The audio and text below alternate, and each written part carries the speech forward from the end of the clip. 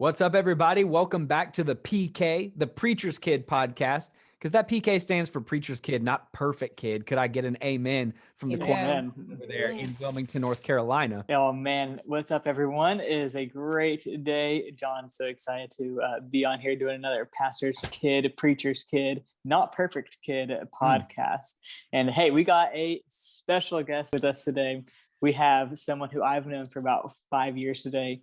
We served on serve teams together, on worship teams together, went to school and church together down in Lakeland, Florida. Shout out to Southeastern University, Grace City Church. But we have Jayne with us today, so everyone give her a little high five, a little claps in there. So Jayne, we want to hear a little bit of your story because you are from Haiti. You did work there and now here in America. So tell us about your experience as a pastor's kid in the family. Yeah, so I guess to accurately tell the story, I have to go back to my dad. So my parents, neither one of them were raised in the church in general. So it's kind of a miracle that I am a pastor's kid, like, and a miracle that they're even Christians to begin with. If you know Haiti demographic, kind of like Catholic, Roman Catholic is the second, is like the biggest religious kind of vibe, and then like voodoo is very close to that, very close second, almost ties for first on some odd days of the week, if you will. So my dad was raised in a very voodoo household, to the point that my grandfather still practices that till this day. Not that he doesn't know God exists, he just chooses to ignore it, which is always like the saddest kind of story you ever hear. But yeah, so my dad's story is very interesting. Like one random night, he just went to sleep and had this vision dream thing, and on one side they were doing like some kind of ritual for voodoo, and then on the opposite side he saw people getting baptized, and like in his dream he saw 17-year-old him walking towards the baptismal pool, and that was it for him. After that night he walked into a church, and that same night they were doing baptisms. He got baptized and he never looked back. And then my mom's story was kind of easier because she was just Roman Catholic. So she just switched over when she kind of met my dad and got older, and they got together. So like they started going to the same church. So yeah, I always say I could never tell my PK story without my dad, because like honestly, if he hadn't made that decision when he was 17 years old, which is such a hard decision to make in Haiti at the time, because like your parents do everything for you, everything. And so he was basically kicked out of his house, no help for anything at 17 years old. Like he had to pay for school and stuff. So that is how the story started. And my parents, one of their number one rules in life in general, like once we get old enough, they will never force us to keep going to church. But as a kid, there was no like, I might go to church, or I was everywhere that they were. I am the oldest of 4 kids. So like, and between me and my sister were 4 years apart. So for 4 years, I literally traveled with my parents everywhere that they went, like for ministry, like anything like that. So I grew up like singing in church, like a typical PK, or like playing instruments. My brother like plays the drums and the guitar and the bass. Like you are your own one man, like your family's like one band, like family, like you do everything. So that's basically what happened. I grew up singing in church. I think the earliest my dad remembers me singing was like 3 years old, and I sang like Jesus loves me, this I know, for the Bible tells me so, or something like that. But yeah, so like I grew up doing that. Again, Haiti is a very special circumstance, because like growing up when I was younger, it wasn't as bad. But as I started getting older, I left Haiti when I was 6 years old. So maybe from the time from I turned 4 to 6, Haiti started turning for like the opposite. So like kidnapping became a very big thing, and going to church was harder and harder for most people because they couldn't just leave their house and go to church. So it's like, I feel like I tell people all the time, like, I feel almost privileged being in America now and just being able to walk out my house and just get in my car and go to church, and not worrying about like somebody stopping me on the street and possibly getting killed on the way to church or some random stuff like that. So yeah, I just grew up in the pews, as they say, with hymnals in my hand, and I just had like from a young age, from as many people as I can talk to, I've just been really super interested and rooted in church in general. I think I was probably one of the only kids that my dad like was never too worried about. He's like, she might like have her difficulties with church, but like she'll never leave kind of vibe. which is a lot of pressure to put on a kid as they get older, because it's like, oh, you're the perfect child. Not only are you firstborn, but you're like the perfect goody two shoes Christian child, and you just grow up in a different culture and you just know different things. And then so like church hierarchy in Haiti also is very different than church hierarchy here in America. They do things a lot differently. There's like a lot more systems involved. I think there was a lot more mission work, evangelism in Haiti than there's in America. Just personally seeing it, like just like Western culture in general, there's probably more like on the islands. It's more common to go to people's houses and to preach and to speak the gospel and do stuff like that. Versus like here, it's like it's less seen, or like maybe it is seen, but it's not as much as it probably would be like if you're a Jehovah Witness, that is your life, you know, like you go door to door and you knock on doors and you preach. But like with Christianity, I just feel like we don't do such a good job of that. In my personal opinion, we could be reaching out to more people and stuff. So like it was a lot of like walking and talking, being in the car, inviting people to church, people in our neighborhood, people that most people would never invite to church because like they were just like not such good people.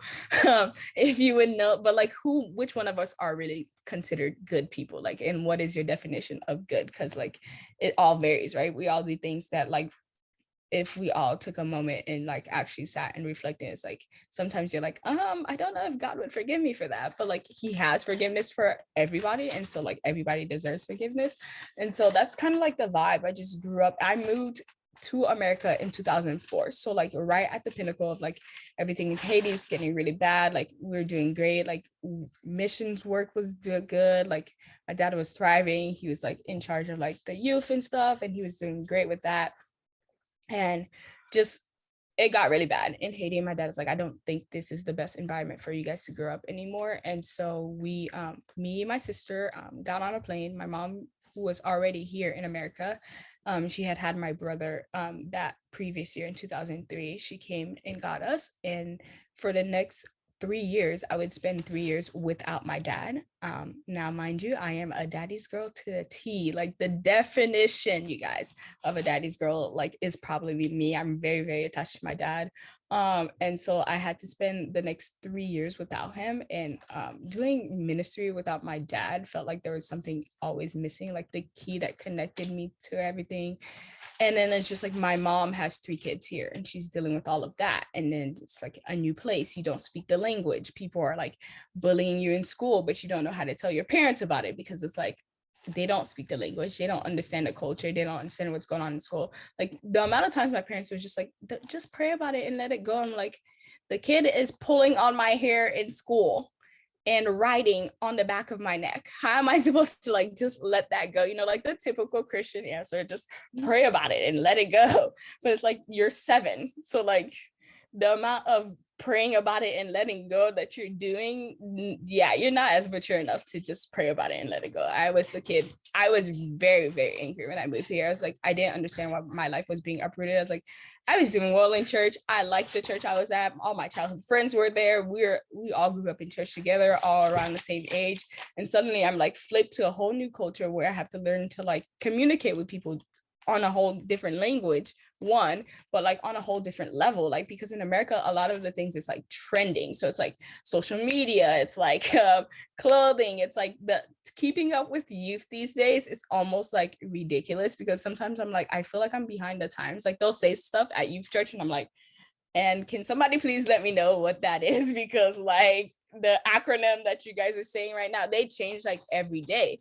And so like just doing ministry in general in a whole different country was like a lot. And then like being you, not speaking the language, having to learn all of that was even worse. And then you add the whole environment of like doing ministry with your family, and it's like everybody is here doing it. We're all like doing a startup, and it's like everybody's stressed. Nobody knows truly what they are doing. It's like tear in, tear up, like put it up, tear it down every Sunday. And it's like the church doesn't belong to us. There's a certain time you have to be in, a certain time you have to be out. It's like a lot of stress all piled up together. And then at the top of it, you're still expected to be like the perfect role model of like a PK. And it's like, I don't even know what that means yet, because like when I was in Haiti, it was just kind of natural. There was no two cultures that I had to battle. I didn't have to think. It's like I just knew this one way, and this one way was how I was. And then moving here, I was like, okay, here's the one way that I grew up, and then here's the way that I kind of have to be now in order to reach more people. And so like it was just hard finding ground in general. And I don't think I truly found my ground until I got into high school.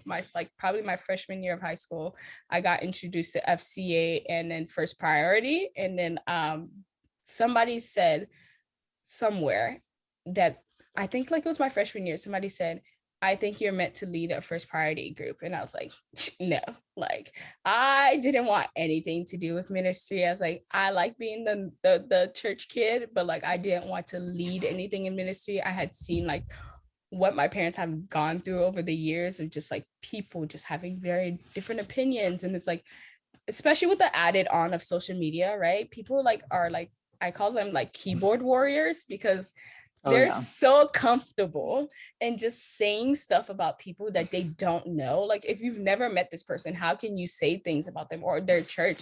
And it's like complete opposite to what is actually going on in the church. It's like, would you like to like, sometimes I just want to be like, would you like to come like on a Sunday and just see how things are operated, instead of you being in the background and assuming how things are operated?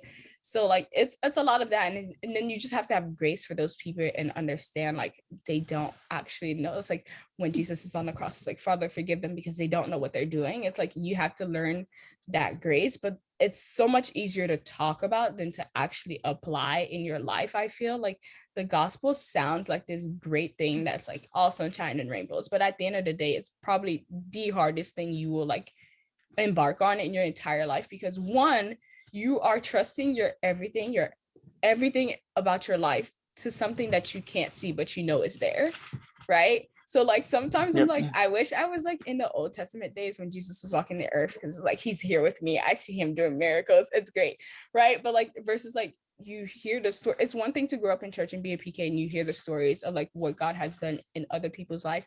I don't think it was until I started realizing what he's doing in my life that I started to realize who God truly was, because it was me personally and not like my parents. It wasn't stories that my parents were telling me or stories that like friends of friends were telling me or miracles that they were talking about in their lives, but it was like personally in my life. I don't know if it's in like has been like that for any of you guys, but yeah, that's kind of like the story basic wise of like church in Haiti, church in America, two different cultures. And then at home, it was like, I'm still considered this full-on fledged Haitian, but like at school, I had to like almost like take on a whole different character in order to like engage with kids to invite them to church. So it's like it was fighting two completely different people.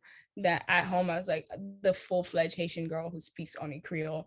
And then at school it was like balancing like learning English and then being able to talk to people. It was quite rough in the beginning, but like I'm grateful to God now, because like it's easier to manage now. I feel like I've been here long enough that it's like almost 16, 17 years now. I love the illustration that you gave about managing 2 or even 3 different people that you had to be at different times. Yeah. And you got to experience that in a super practical level. I think you gave verbiage, you gave a box for most PKs to put what they're trying to figure out inside.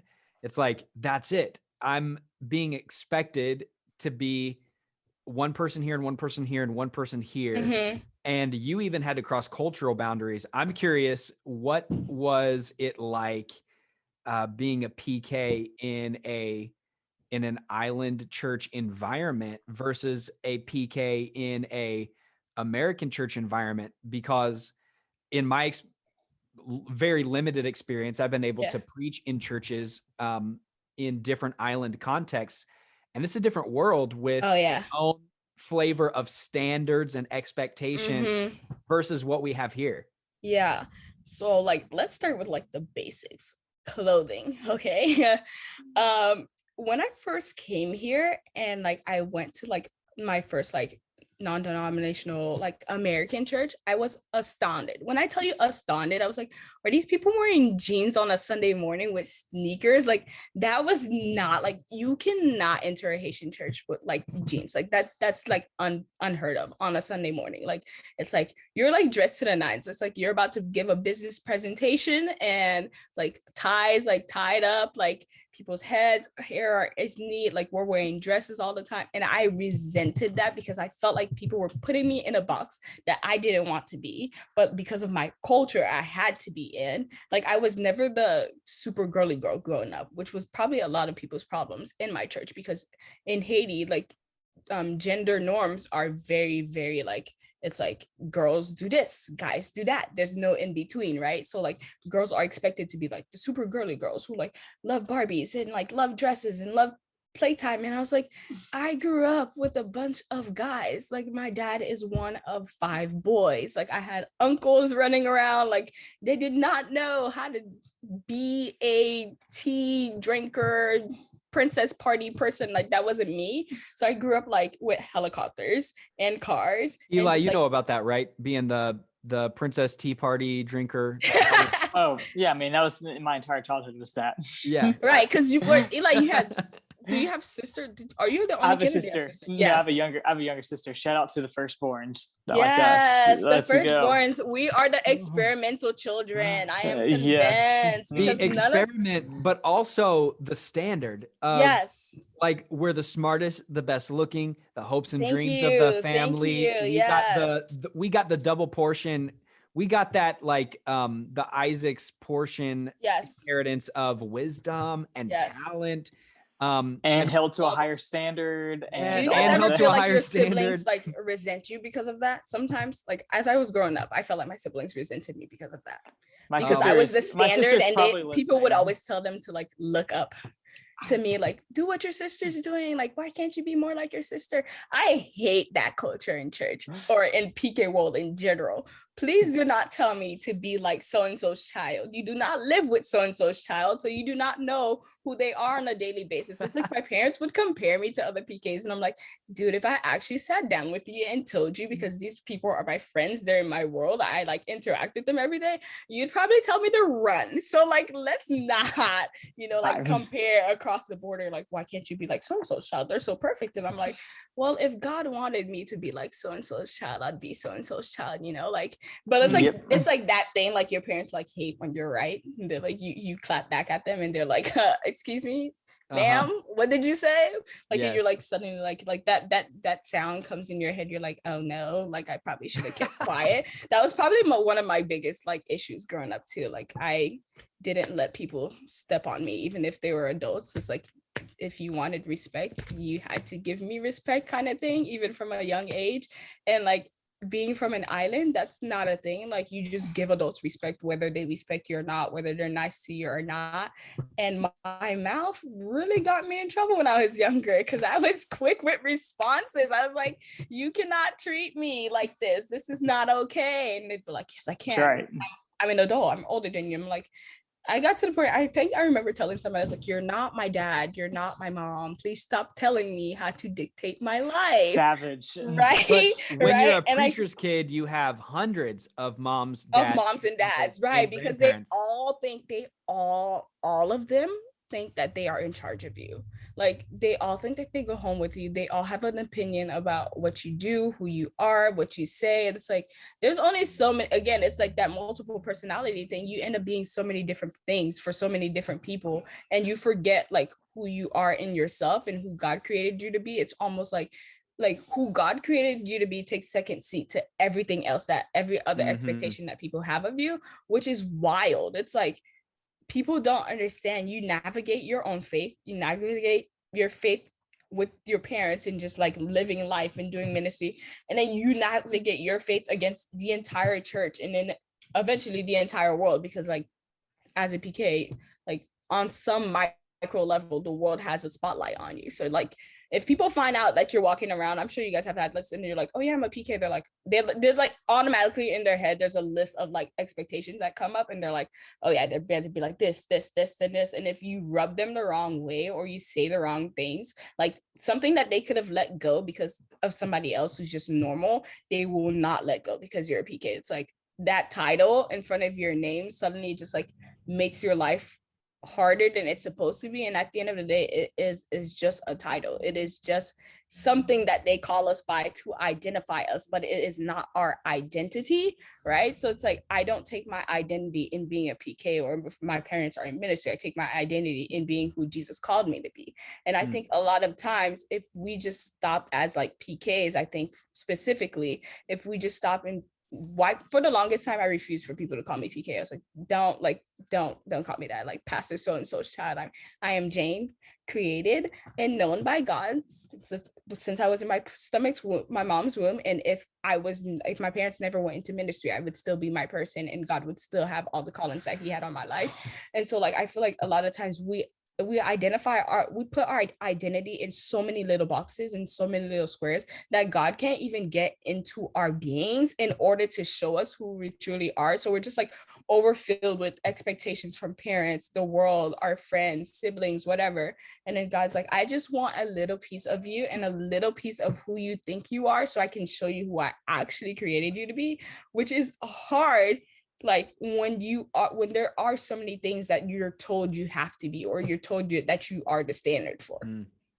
You know, you hit on it, and it was so good in the middle of the sermon that you just preached, which was awesome. That was phenomenal. You talked about how, you know, sometimes our parents will be like, if you would just be like that PK over there. Yeah. And you're like, I go to school with them. I know. Right. Like, dude, you should see them after hours, after church hours. Yes. There was a PK that was in my school, and there were so many that were around. Some were friends and then some were not. But this particular one was a friend. And I remember that comparison being made in the direction of a couple of my sisters.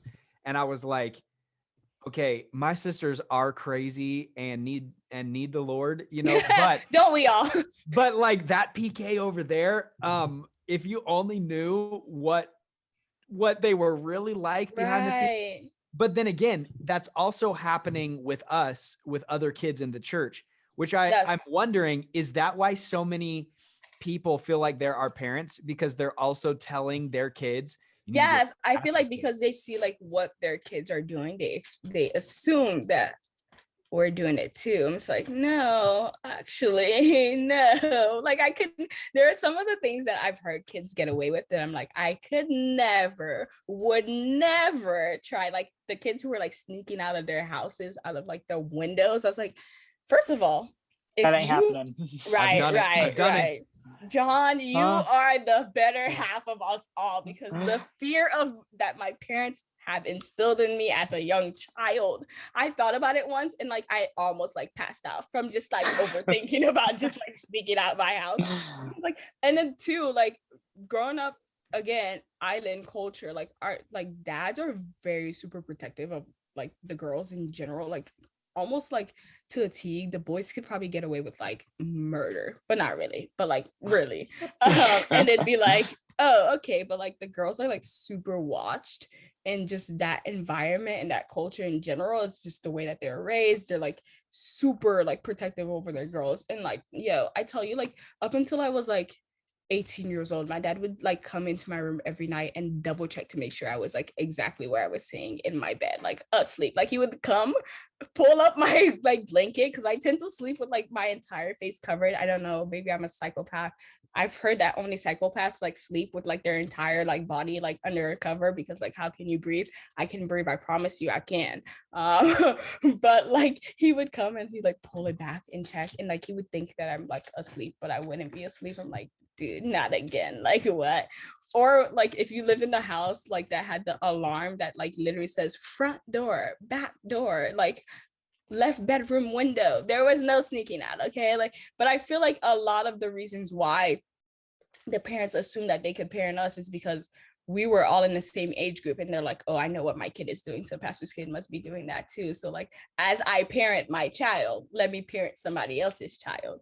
And like, honestly, it's one of the things that I've told myself, just being knowing that like eventually I might honestly have PKs of my own, and just like learning to like not compare them to other people like my parents have done to me, but also like teaching them that like people don't mean bad, they mean well, they just don't know how to articulate it properly.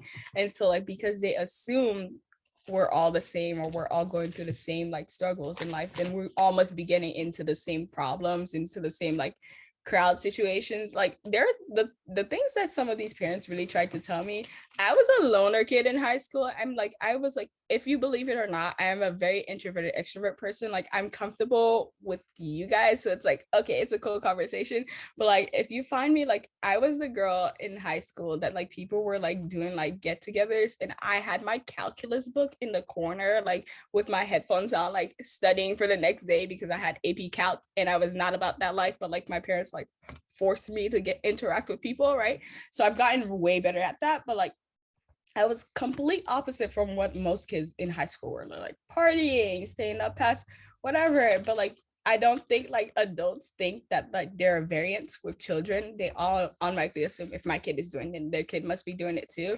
And that's probably one of the biggest problems of like just being in church in general as a PK, because they're like, yeah, if my kid can get away with it, they're probably getting away with it too, not knowing that like my dad is like, nah, there's no getting away with it, you know? That's so good. So, Jayne, we were talking before the recording, and you were mentioning about learning to care for Karens, because you can see Karen making her way toward you. Yes. I think you even said she had a Karen haircut that she got Yes, at there's a a Karen specific barber. haircut at a Karen barber. You just know she went in and ordered violence. She was like, I need violence for Savage. Sunday morning. She's like, I am about to be violent. Like my haircut needs to, it's like the crisp haircut with like fine lines, right? You're Yes. like, she's like, I'm about the violence. Like she came Sunday knowing that she full on well was gonna be violent today. Like it's just like, I woke up on the side of violence. I'm serving violence for church today.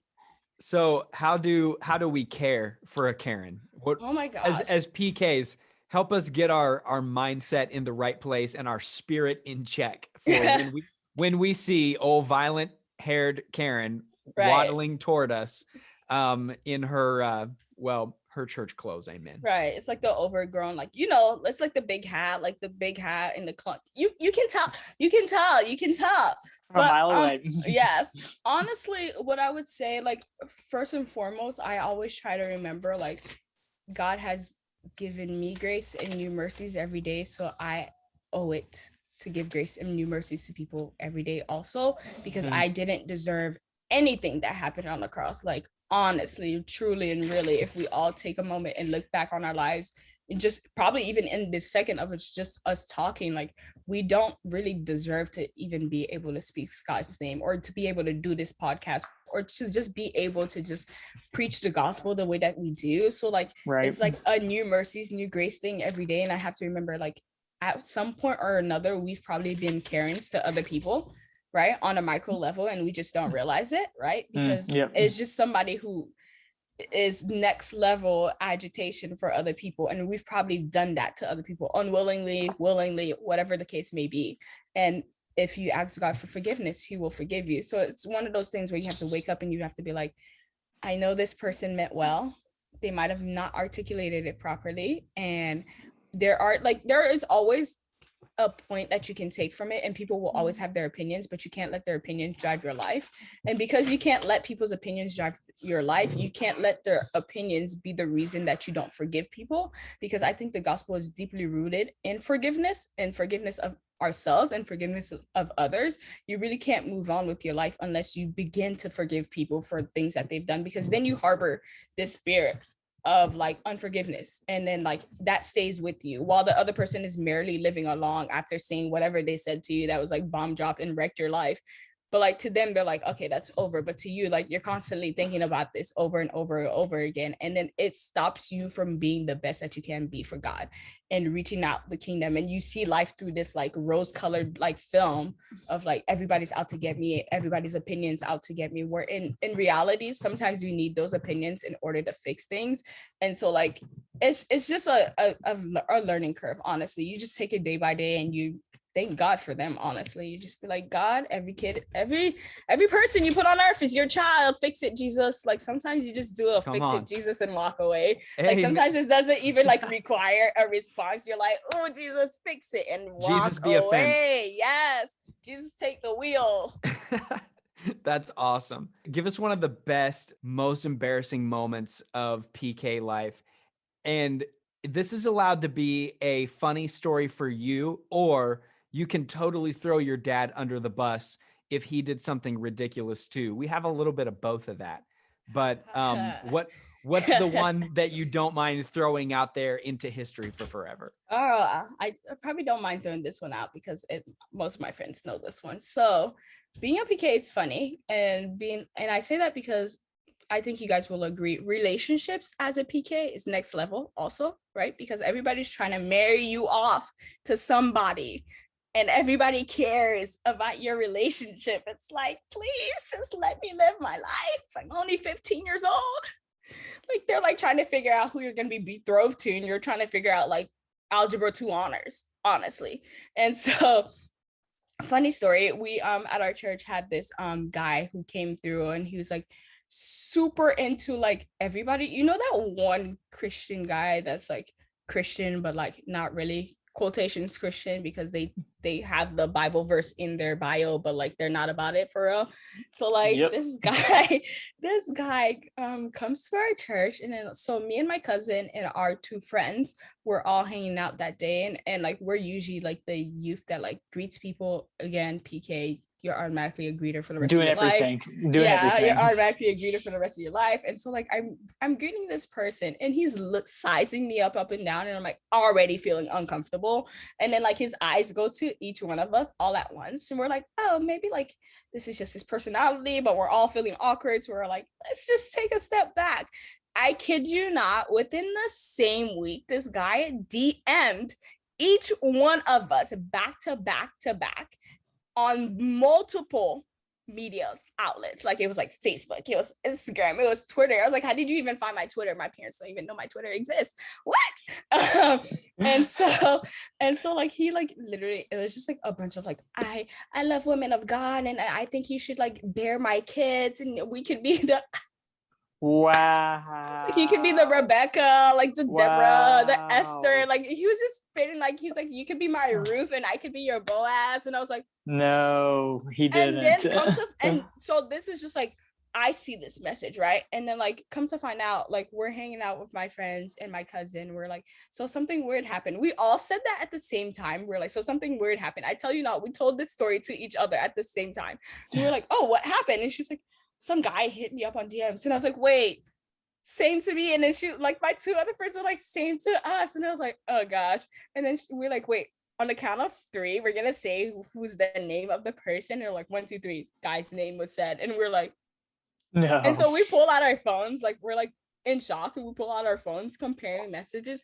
It was the same message verbatim. Like this dude really copied and pasted to all 4 of us the same message. And this went on for months, like months. He just copied and pasted the same message. And like eventually he came back to our church. He's like, I see, like I gave you guys, like I followed you guys on, and you guys did like reply back to me. And I was like, yeah, obviously. Yeah. And he's like, aren't you guys supposed to be like pastors' kids and not? And like, aren't you supposed to like talk to everybody that comes to the church and relate to everybody that comes to the church? I was like, being a PK doesn't mean I put my life on risk, or like I purposely endanger myself just because I'm like trying to preach the gospel of Christ. Like nothing in your messages had anything to do with preaching the gospel of Christ, everything to do with trying to get my clothes off, and I'm not about that life, you know? That's right. And so like it was wild. And so like for a while he just kept on coming to the church, and like we would feel really awkward about it. And like eventually we told like staff and stuff, and so like they knew to watch out whenever he was there. But I kid you not, it went on for like almost a year. This guy like just like sent messages every day, like I knew, and he sent them around the same time every day. It's like almost as if he set his to-do list reminder, send message to Jayne today at 12:30 p.m. And it's like every time I got a message, I was like, I know who this is. And till this day, I have never erased them, because like sometimes I just go back and laugh at them, because I'm like, the irony of like the extent of things people will do to marry you. And like this guy was like 37, and at the time I think I was like barely 17. So it was like, first of all, you could be my older brother times 2. Let's not. I was like, I just turned 17 too. So I was like, if you had given it like a month previous, I would have been illegal child. So yeah. Yes.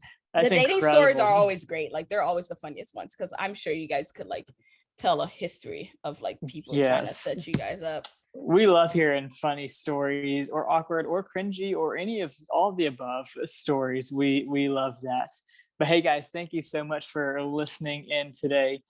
Jayne, you are crushing it, and you are doing so great. And we just are super thankful that you chose to be with us today for the podcast.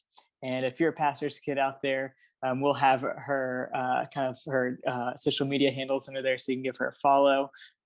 So it'd be great. But hey, thank you guys again for listening. Jayne, thank you for crushing it on here today. Thank you guys for having me. Absolutely. Well, guys, we love you. Have a great day.